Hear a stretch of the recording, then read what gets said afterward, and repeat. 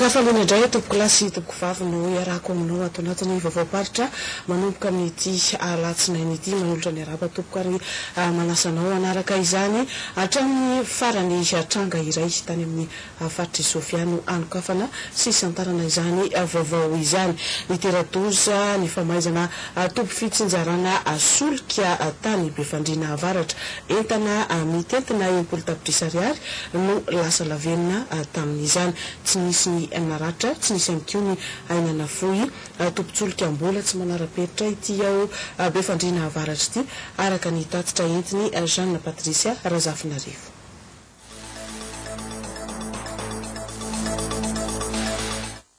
Solika 27 litatra no kilany afo tamin'ny toeram-pivarotana solika iray teny amin'ny Parkazy eto Befandriana avaratra ny asabotsy 17 aprila tokony tamin'ny iray ora maraina naharitra adiny 7 ny afo vao natonga entana rahateo moa ity toeram-pivarotana solika ity. Tsy fantatra no antony natonga ny afo raha ny filaza ny tompony toeram-pivarotana solika ity mantsy tsy mifoka sigara ny mpiambina tsy mahandro akory zareo ary manapika ny konteran jiro rehefa matory.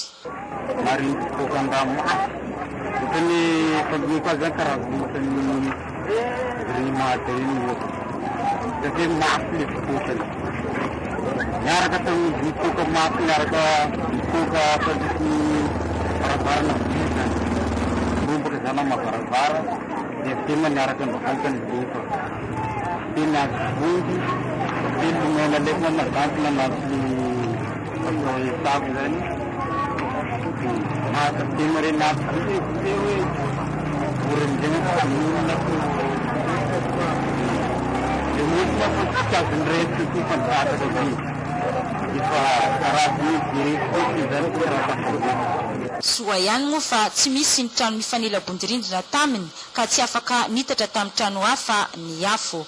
Manodidina ny 60 millions d'ariary na 300 millions francs malagasy ny tetipity ny zavatra simba.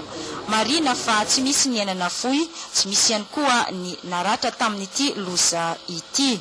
Raha ho an'ny distrikany Befandriana avaratra moa dia mbola tsy manana ny station'ny solika manara-penitra ireny fa mbola ny dépôt de carburant.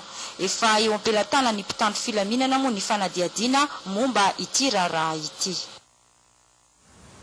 Izay tao amin'ny faritry Sofia fa ivadika amin'ny faritry Diana kosa isika nanomboka ny tokona ny 3 Mey lasa teo ireo prakidrara ao amin'ny fitsarana ambaratonga voalohany ao Ambanja nitolatra ny fitakinana nataon'izy ireo teo aloha araka ny nambarany greffier en chef ao an-toerana izay mbola tsy nahazahoan'izy ireo valiny mahafapo. Corinne Rakotomavo no mitatitra ny vaovao.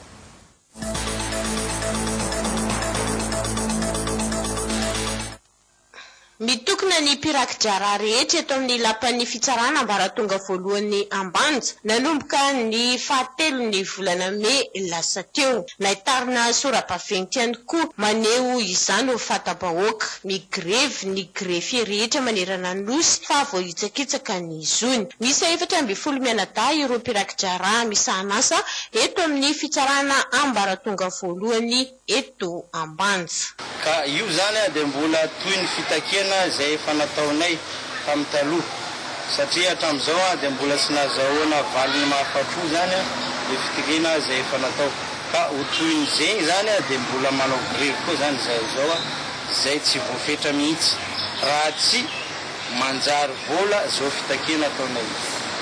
Mikatso arak'izany ny raharahan'ny fitsarana eto an-toerana satria dia azo lazaina fa mitana andraikitra goavana ireo greffier manatotosa ny asa firaketana eo amin'ny sampandrarahan'ny fitsarana ireto.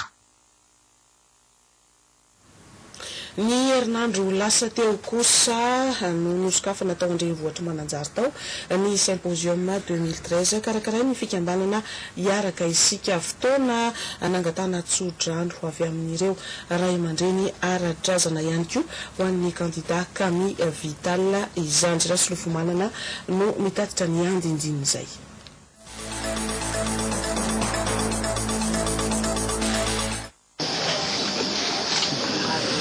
fangatrahana sotrano amin'ireo ray aman-dreny ara-drazana fisehoana voalohany tamin'ny vahoaka ny Mananjary izany no antonjena Andriamatoa Camille Vital taty amin'ny renivohitry Mananjary ankoatra ny fanokafana tamin'ny pomba ofisialy ny symposium 13 izay nikarakarainy fikambanana hiaraka isika.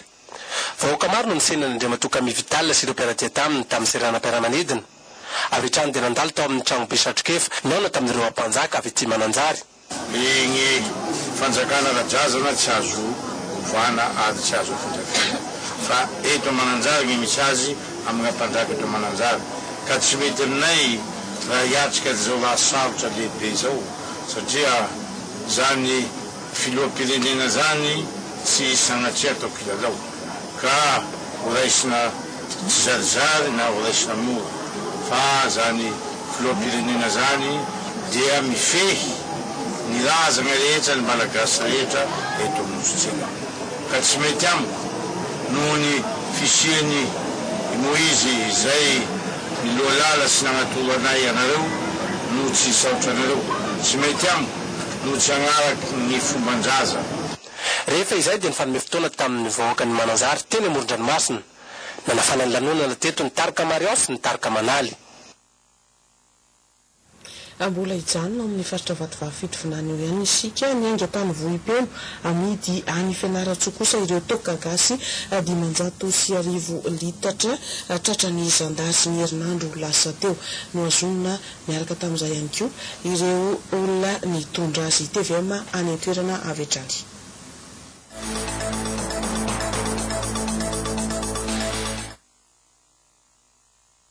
Toa gasy 500 litatra eo no trateky ny gendarmerie pirenena eto ranomafana tamin'ny alarobia voalohany volana May lasa teo raha nazahoana loharanom-baovao amin'ny olo fantatra ny fisian'izany toa gasy izay miainga avy any Vohipendo hiakatra ho amidy ty Fianarantsoa mitondra fanazavana mahakasika izay ny lefitry ny commande ny vondro tobo-baritry ny gendarmerie pirenena eto ranomafana.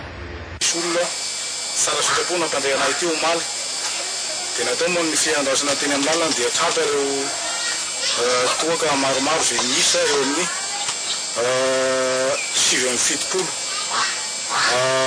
bidon fa ny bidon ray dia miaty 20 litatra zay zany natarainay azy io ka rehefa tonga ty moa zany dia atao ny procédure zany famitorana mikasy an'izay zavatra zay dia raha ohatra mahavita ny atao hoe l'amende na ny transaction le olona dia avela izy fa raha ohatra koa izy tsy mahavita ny l'amende dia voatery tsy maintsy aterinay eny amin'ny tribunal eny Mananjary.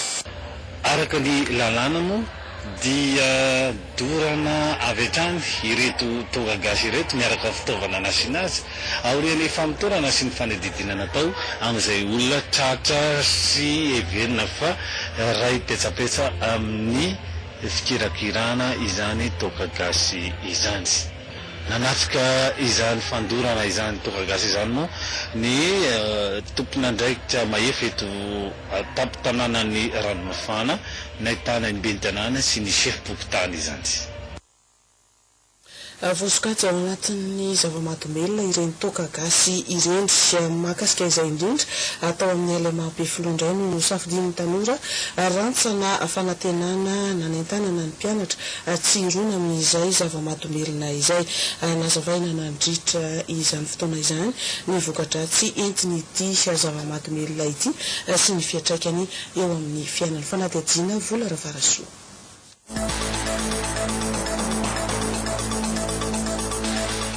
Niezaka nandresy lahatra ny mpianatra rehetra eto amin'ny lycée moderne Ampefilo ny tanora avy eo amin'ny fikambanana rantsana fanantenana Ankadindambo mba tsy ironan'izy ireo amin'ny fandraisana zava-mahadomelona satria izay no lalana voalohany mitarika amin'ny herisetra. Teto tokotanim-pianarana nandritry ny fananganan-tsaina no nanaovana ny fanentanana.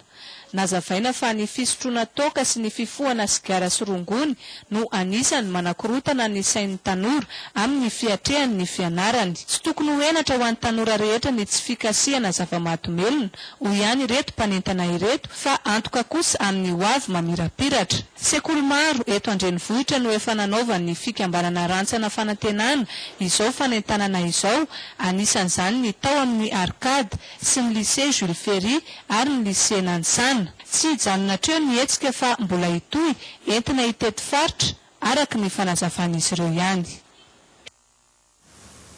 Ivadika lafim-baovao hafa tanteraka isika any amin'ny faritra Matsatra ambony taorian'ny faritra Diana dia ny faritra Matsatra ambony indray no nanaovany CNAPS mitety vohatra natratra 500 mahery ny atao tantaratasy no karakaraina atao Ambalavao ankoatra ny mpampianatra FRAM dia nisy ihany koa ny mpiasa avy amin'ny orinasa tsy miankina Vonjy Arsoa no mitatitra izay vaovao izay.